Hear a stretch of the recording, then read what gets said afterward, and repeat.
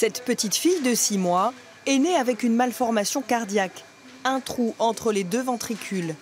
Elle va subir une lourde opération à cœur ouvert. Le temps pendant lequel on va être à l'intérieur du cœur, c'est autour d'une demi-heure. En revanche, sa présence en salle va être voisine de 4 heures, puisqu'il faut tout le temps de l'endormir, de l'équiper du point de vue anesthésique, puis de faire la voie d'abord, d'installer la circulation extracorporelle et enfin de réaliser le geste pour fermer cet orifice de communication entre les ventricules à l'aide d'une petite pièce, d'un patch.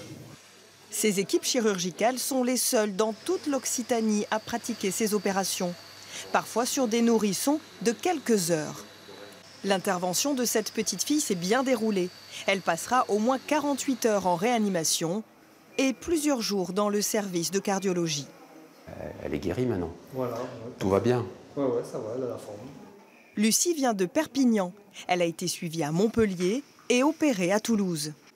Honnêtement, ça s'est très bien passé. Du coup, on sort normalement demain et à partir de vendredi, c'est le médecin qui l'a suivi à Perpignan qui prend le relais. Une fois par semaine, pendant 1 mois déjà, il va surveiller la cicatrice, une échographie du cœur, électrocardiogramme et vérifier qu'il n'y ait pas de problème au niveau de l'opération qu'elle a eue.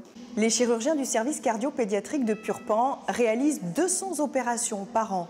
Près de 90% des malformations cardiaques les plus visibles sont dépistées avant la naissance.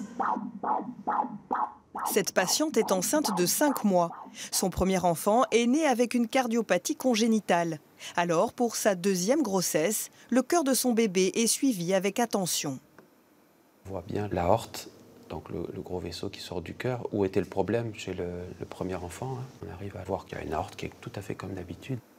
Pour un certain nombre de problèmes cardiaques, c'est important d'avoir précisé les choses pendant la vie fœtale, ce qui change la prise en charge parce que du coup celle-ci est possible dès les premières heures de vie.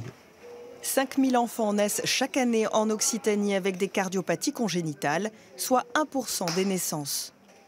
Il y a eu des avancées considérables ces 30 dernières années, à la fois en termes diagnostiques, mais aussi thérapeutiques, de la chirurgie ou de l'interventionnel pour traiter ces enfants. Mais il faut qu'on aille encore plus loin aujourd'hui. Il faut que dès l'âge de 13 ans, les jeunes apprennent quelle est exactement leur malformation et d'autre part, les accompagner pour qu'ils aient une qualité de vie maximale. En 30 ans, le taux de survie d'un enfant atteint de cardiopathie congénitale a considérablement augmenté. 9 patients sur 10 atteignent l'âge adulte.